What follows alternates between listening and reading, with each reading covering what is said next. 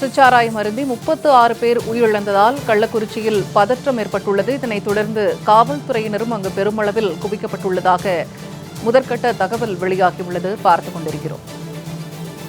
விசச்சாராயம் அருந்தி 36 பேர் உயிரிழந்ததால் கள்ளக்குறிச்சியில் பதற்றம் நிலவுகிறது. காவல்துறையினரும் அங்கு குவிக்கப்பட்டிருக்கிறார்கள். மேலும் பலர் கவலைக்கிடமான நிலையில் மருத்துவமனையில் அனுமதிக்கப்பட்டுள்ளனர்.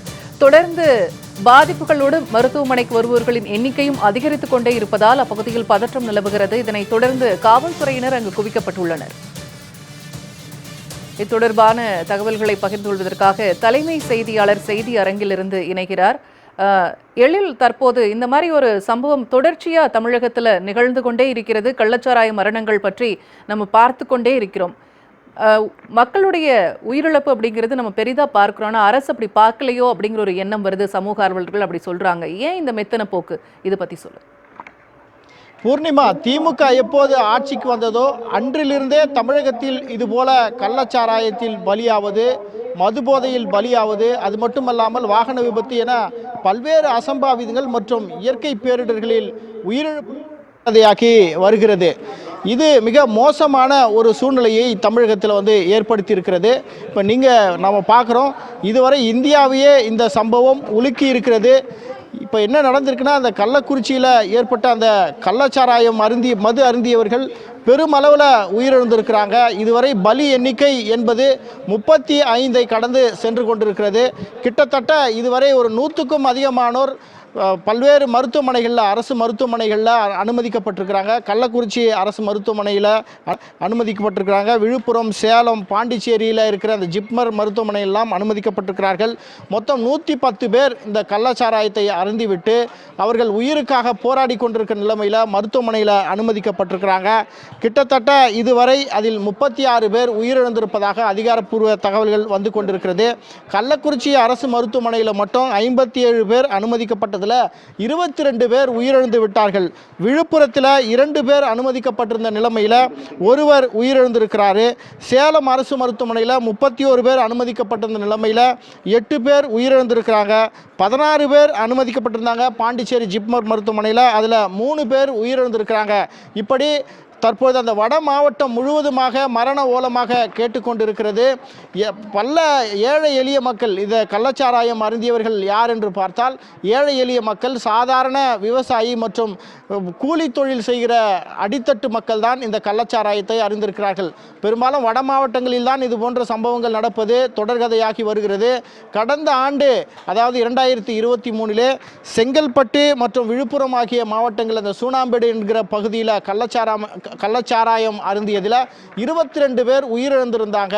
இது ஏற்கனவே இந்த திமுக அரசுக்கு மிகப்பெரிய ஒரு கரும்புள்ளியாக இருந்து கொண்டிருந்தது. இனி இதுபோல கள்ளச்சாராய மரணங்கள், கள்ளச்சாராய விபத்துக்கெல்லாம் நடக்கக்கூடாது என தமிழகம் முழுவதும் மக்கள் கோரிக்கை வைத்தார்கள். அது மட்டுமல்லாமல் காவல்துறையை தன்னுடைய கட்டுப்பாட்டில் வைத்திருக்கிற தமிழக முதலமைச்சர் போதை கலாச்சாரத்திற்கு மாறிக்கொண்டிருக்கிற தமிழகத்தை தடுக்க வேண்டும், கள்ளச்சாராயத்தை முற்றிலுமாக ஒழிக்க வேண்டும். அது மட்டுமல்ல, இந்த மதுவிலக்கு மாநிலமாக இதை அறிவிக்க வேண்டும். ஏற்கனவே டாஸ்மார்க்கில் மக்கள் தங்களது பணத்தை எல்லாம் கொண்டு சென்று அங்கு அடகு வைத்து விட்டு மக்கள் வாழ்வாதாரத்தை இழந்து தவித்துக் கொண்டிருக்கிறார்கள். டாஸ்மார்க் அதிகரித்ததுனால, டாஸ்மார்க்குடைய மது விற்பனை அதிகரித்ததுனால பலர் இளம் பெண்கள் விதவைகளாக மாறிக்கொண்டிருக்கிறார்கள் என்ற கருத்து ஏற்கனவே இருந்து கொண்டிருக்கிறது. இந்த டாஸ்மார்க்கு முழுவதுமாக மூடு விழா நடத்திவிட்டு தமிழகத்தை மதுவிலக்கு மாநிலமாக அறிவிக்க வேண்டும் என்ற கோரிக்கை ஒருபுறம் இருந்தாலும் கூட, திமுக எப்போது ஆட்சிக்கு வந்ததோ அப்போதிலிருந்து தமிழகம் போதை கலாச்சாரத்தை நோக்கி பயணித்துக் கொண்டிருக்கிறது. காவல்துறையை தன்னுடைய கட்டுப்பாட்டில் வைத்திருக்கிற தமிழக முதலமைச்சர் ஸ்டாலின் இதையெல்லாம் கொஞ்சம் கூட கவலைப்படாமல் ஆட்சி நடத்தி கொண்டிருக்கிறார். அந்த ஆட்சி என்பது அவருடைய கட்டுப்பாட்டில் இல்லை, முழுவதுமாக அவருடைய குடும்பத்தினுடைய கட்டுப்பாட்டிற்கு அது சென்று விட்டது என்ற விமர்சனம் தொடர்ந்து அவர் மீது இருந்து கொண்டிருக்கிறது. ஏற்கனவே கொலை, கொள்ளை மற்றும் பெண்களுக்கு பாதுகாப்பு இல்லாத சூழல் தமிழகத்தில் நடந்து கொண்டிருக்கிறது. சட்ட ஒழுங்கு பிரச்சனை மிகப்பெரிய அளவில் கேள்விக்குறியாக இருந்து கொண்டிருக்கிறது. புரட்சி தலைவி அம்மா அவர்கள் ஆட்சியின் போது தமிழகம் அமைதி பூங்காவாக இருந்தது என்று நாடு முழுவதும் இருக்கிற பல்வேறு மாநிலத்தைச் சேர்ந்த முதல்வர்கள் எல்லாம் தமிழகத்தை பாராட்டினார்கள். சட்ட ஒழுங்கை பேணி காப்பதில் தமிழகத்தை போல நாமெல்லாம் இருக்க வேண்டும் என்றெல்லாம் அப்போது தமிழகத்தை முன்மாதிரியாக வைத்து பல மாநிலங்களில் ஆட்சி நடந்தது. ஆனால் இப்போது முதலமைச்சர் ஸ்டாலின் ஆட்சி பொறுப்பு ஏற்றது முதலிருந்து தமிழகம் மக்கள் தற்போது கைவிடப்பட்டிருக்கிற நிலைமைக்கு தள்ளப்பட்டிருக்கிறார்கள். பெருவெள்ளத்தின் போது கூட மக்கள் முழுவதுமாக கைவிடப்பட்டிருந்தார்கள். இப்படி அடுத்தடுத்து தமிழக அரசின் மீது மக்கள் நம்பிக்கை இழந்து கொண்டிருக்கிற இந்த நிலைமையில்தான் இப்போது பேரிடியாக 36 பேர் உயிரிழந்திருக்கிறார்கள் என்ற அதிர்ச்சி தகவல்கள் வந்து கொண்டே இருக்கிறது. 110 பேர் இப்போது மருத்துவமனையிலே அனுமதிக்கப்பட்டிருக்கிறார்கள் கள்ளச்சாராயம் அறிந்துவிட்டு. இதில் இன்னும் எவ்வளவு பேரை காப்பாற்ற முடியும் என்பதற்காக மருத்துவர்கள் எல்லாம் போராடி கொண்டிருக்கிறார்கள். முழுவதுமாக வட மாவட்டம் முழுவதுமே துயர பூமியாக கண்ணீர் பூமியாக மாறி இருக்கிறது. 110 பேர் மருத்துவமனையிலே இருக்கிறார்களே, இதில் எத்தனை பேர் மீண்டும் வரப்போகிறார்கள் என்று குழந்தை குட்டியென பெண்கள் அவர்களது கணவன்மார்களை மருத்துவமனையில் படுக்க வைத்துவிட்டு அவர்களது உயிருக்காக தற்போது கதறி கொண்டிருக்கிறார்கள்.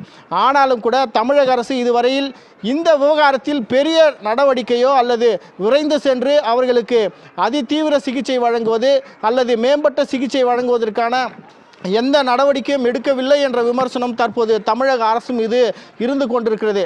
தேர்தல் வரும்போது மட்டும் களத்துக்கு செல்வதும், மக்கள் இதுபோல பிரச்சனைகளிலோ அல்லது துயரத்தில் அகப்பட்டு விட்டால் அவர்களை மீட்பதற்கான எந்தவித நடவடிக்கையும் தமிழக முதலமைச்சர் ஸ்டாலின் தலைமையிலான அரசு எடுப்பதில்லை என்பது தற்போது நிரூபணமாகி இருக்கிறது. ஏற்கனவே புரட்சி தாய் சின்னம்மா அவர்கள் தொடர்ந்து இந்த தமிழக அரசுக்கு எச்சரிக்கை விடுத்து கொண்டே இருந்தார். தமிழகம் போதை கலாச்சாரத்திற்கு சென்று கொண்டிருக்கிறது, தமிழகத்திலே கஞ்சா விற்பனை அதிகரித்து விட்டது, போதை ஊசி கலாச்சாரம் அதிகரித்து விட்டது. தமிழக முதலமைச்சர், குறிப்பாக காவல்துறையை கையில் வைத்திருக்கிற தமிழக முதலமைச்சர் சட்ட ஒழுங்கை காப்பாற்றுவதற்கு முனைப்பு காட்ட வேண்டும், கவனம் செலுத்த வேண்டும், போலீஸ் துறையை அவர் முடக்கிவிட வேண்டும் என்றெல்லாம் புரட்சி தாய் சின்னம்மா தொடர்ந்து இந்த அரசுக்கு அறிவுரை கூறி வருகிறார். ஆனாலும் கூட இந்த ஸ்டாலின் தலைமையிலான அரசு, முதலமைச்சர் ஸ்டாலின் காவல்துறையில் கையில் வைத்திருக்கிறார். ஆனால் இதை பற்றியெல்லாம் அவர் கொஞ்சம் கூட கவலைப்பட்டதாக தெரியவில்லை. அதனுடைய வெளிப்பாடாகத்தான் தற்போது கள்ளக்குறிச்சியில் மிகப்பெரிய ஒரு கள்ளச்சாராய சோகம் தற்போது நடந்திருக்கிறது. 33 உயிர்கள் இப்போது பலியாகி இருக்கிறது. வட மாவட்டங்களுக்கு சென்றால் அங்கு எந்த பக்கம் திரும்பினாலும் மரண ஓலமாக இருக்கிறது. தங்களது கணவன்மார்களை பறிகொடுத்து விட்டு, யமனுக்கு காவு கொடுத்து விட்டு மனைவிமார்கள், பிள்ளைகள், குடும்பத்தினர் தவித்து கொண்டிருக்கிற அவல நிலை தற்போது ஏற்பட்டிருக்கிறது. இது ஒட்டுமொத்த தேசத்தையுமே தமிழகத்தின் பக்கம் திரும்பி பார்க்க வைத்திருக்கிறது.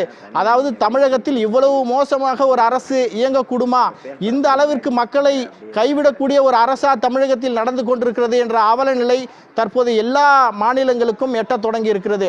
தமிழகம்தான் முன்மாதிரி மாநிலம் என வெறுமனே விளம்பரம் கொடுத்து ஆட்சி நடத்தி கொண்டிருந்த ஸ்டாலின் அரசின் உண்மை முகம் தற்போது வெளிச்சத்திற்கு வந்திருக்கிறது. ஸ்டாலின் விளம்பர அரசை நடத்தி கொண்டிருக்கிறார் என்ற முகத்திரை தற்போது கிழிந்திருப்பதை நாம் பார்க்க முடிகிறது. பூர்ணிமா, நீங்க கேட்டது போல இந்த பலி எண்ணிக்கை மேலும் உயர்வதற்கு வாய்ப்பு இருக்கிறதுன்னு அங்க இருக்கிற மருத்துவர்கள் சொல்றாங்க. ஏற்கனவே போலீஸ் பாதுகாப்பு போடப்பட்டிருக்கிறது. பல இடங்களில் இன்னும் பல பேர் மருத்துவமனையில் வந்து அனுமதிக்கப்பட்டவாறு இருந்து கொண்டிருக்கிறார்கள். நேற்று ஒரு 50 பேர் தான் கள்ளச்சாராயம் அருந்திருக்கிறார்கள். அவர்களில் ஒரு 14 பேர் இறந்து விட்டார்கள். இத்துடன் இந்த மரண எண்ணிக்கை முடிந்துவிடும் என்றெல்லாம் சொல்லப்பட்டது. ஆனால் இரவு நேரம் செல்ல செல்ல மருத்துவமனையில் அனுமதிக்கப்படுவர்களுடைய எண்ணிக்கை தொடர்ந்து அதிகரித்ததனுடைய விளைவாக இதுவரை மருத்துவமனையில் 110 பேர் கள்ளச்சாராயம் அருந்திவிட்டு அதனால் பாதிக்கப்பட்டிருக்கிறார்கள். அவர்களுக்கு உடல் வலி, தலை சுற்றல் மற்றும் இப்படி பல உபாதைகளின் காரணமாக அவர்கள் மருத்துவமனைக்கு வந்து சேர்ந்தார்கள். அதில் அனுமதிக்கப்பட்டதில் கால்வாசி பேர், அதாவது 110 பேரில் இதுவரைக்கும் 36 பேர் உயிரிழந்து விட்டார்கள் என்ற அவல செய்தி, கோர செய்தி, துயர செய்தி தொடர்ந்து தமிழக மக்களை உலுக்கி கொண்டிருக்கிறது. இந்த அளவிற்கு மோசமாகவா ஸ்டாலின் ஆட்சி நடத்துவார் என மக்கள் தற்போது வீதிக்கு வந்து போராட தொடங்கி இருக்கிறார்கள்.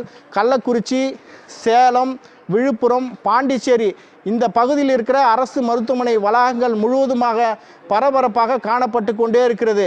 எந்த பக்கம் திரும்பினாலும் ஆம்புலன்ஸ் வாகனங்களில் கள்ளச்சாராயம் அருந்தியவர்கள் மருத்துவமனைக்கு வந்த வண்ணம் இருந்து கொண்டிருக்கிறார்கள். இதில் காவல்துறை என்ன நடவடிக்கை எடுத்தார்கள்னு நம்ம விரிவாக பார்க்க வேண்டியிருக்கிறது.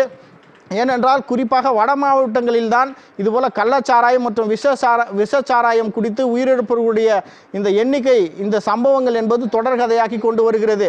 ஸ்டாலின் ஆட்சி பொறுப்பேற்றவுடனேயே அதற்கெல்லாம் அவர்களை எல்லாம் எச்சரிக்கின்ற வகையில் கடந்த ஆண்டு 2023 செங்கல்பட்டு மற்றும் விழுப்புரம் இந்த சூனாம்பேடு பகுதியில் கள்ளச்சாராயம் அருந்திவிட்டு 22 பேர் உயிரிழந்தாங்க. அந்த சம்பவத்திலேயே ஸ்டாலின் அரசு விழித்து கொள்ள வேண்டும். இனியும் கள்ளச்சாராயத்தினுடைய உயிரிழப்பு நடக்கக்கூடாது, இது போன்ற துயரம் தொடரக்கூடாது என்றெல்லாம் மக்கள் அறிவுறுத்தினார்கள். ஆனாலும் கூட அதிலிருந்து பாடம் கற்றுக்கொள்ளாத ஸ்டாலின் அரசு மெத்தனமாக இருந்ததின் காரணமாக, அதாவது காவல்துறையை முதலமைச்சர் தான் கையில் வைத்திருக்கிறார். பல முறை அவர் இந்த கூட்டங்களை எல்லாம் நடத்தினார்.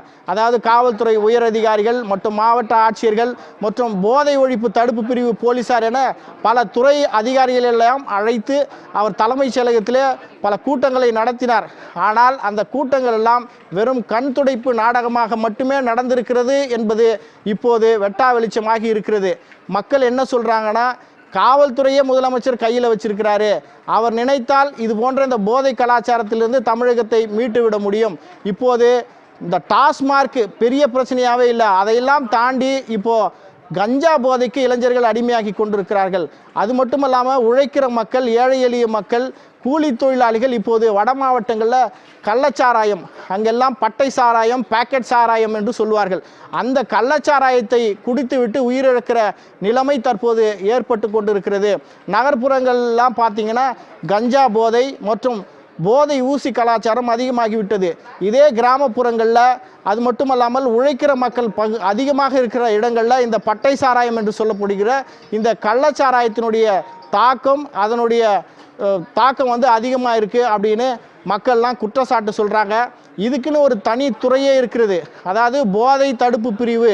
இந்த போலீஸார் இந்த துறை முழுவதுமாக முடங்கி விட்டது. இதுதான் இந்த சம்பவத்திற்கு காரணம் என மக்கள் தொடர்ந்து குற்றம் சாட்டுகிறார்கள். இதுவரை அந்த விழுப்புரம் மற்றும் கள்ளக்குறிச்சி, சேலம் போன்ற பகுதிகளிலிருந்து 10 காவல்துறை அதிகாரிகள் இடைநீக்கம் செய்யப்பட்டிருக்கிறார்கள், தற்காலிக இடைநீக்கம். அது மட்டுமல்லாமல் அந்த மாவட்டத்தினுடைய எஸ்பி, கள்ளக்குறிச்சி மாவட்டத்தினுடைய எஸ்பி மற்றும் மாவட்ட ஆட்சியர் இருவருமே அந்த இடத்திலிருந்து நீக்கப்பட்டிருக்கிறார்கள். புதிதாக அதிகாரிகள் நியமிக்கப்பட்டிருக்கிறார்கள். இப்போது சிபிசிஐடி வசம் இந்த விசாரணை என்பது ஒப்படைக்கப்பட்டிருப்பதாக தற்போது தகவல்கள் சொல்லப்பட்டிருக்கிறது. இதுவரையில் 36 பேர் உயிரிழந்திருக்கிறார்கள். ஆனால் பெரிய அளவில் தமிழக அரசோ அல்லது அரசு இயந்திரமோ அந்த மருத்துவமனைக்கு கூட சென்று அங்கு பாதிக்கப்பட்டிருக்கிற மக்களை என்ன நடந்தது, எப்படி விபத்துக்கு நீங்கள் ஆளானீங்க, உங்களுக்கு நாங்கள் உறுதுணையாக இருக்கிறோம் என்ற எந்த ஆறுதல் வார்த்தையும் கூட சொல்வதற்கு ஆள் இல்லாமல் அந்த மக்கள் தற்போது தவித்து கொண்டிருக்கிறார்கள். இந்த நிலைமையில்தான் தற்போது தமிழக அரசினுடைய இந்த சட்ட ஒழுங்கு பிரச்சனை கேலி கூத்தாக மாறி இருக்கிறது. கூட்டணி கட்சியில் இருக்கிற கம்யூனிஸ்ட் கட்சியே தற்போது திமுகவை விமர்சிக்க தொடங்கி இருக்கிறார்கள். தமிழகத்தில் கள்ளச்சாராய கலாச்சாரம் அதிகமாகிவிட்டது, ஸ்டாலின் தலைமையிலான இந்த அரசு உடனே இதில் நடவடிக்கை எடுக்கணும்னு கேட்டிருக்கிறாங்க. இருந்தாலும் உயிரிழந்தவர்களுடைய ஒவ்வொருவரது குடும்பத்துக்கு 25 லட்சம் வழங்க வேண்டும்னு அவங்க வலியுறுத்தி இருக்கிறாங்க. இப்படியாக இந்த மரண சம்பவம், துயர சம்பவத்தினுடைய செய்திகள் தொடர்ந்து நீண்டு கொண்டே இருக்கிறது. நாம் செல்ல செல்ல இன்னும் எவ்வளவு உயிரிழப்புகள் நடக்கப் போகிறது என்பதை நாம் தொடர்ந்து கவனித்துக் கொண்டே இருக்கிறோம். பூர்ணிமா.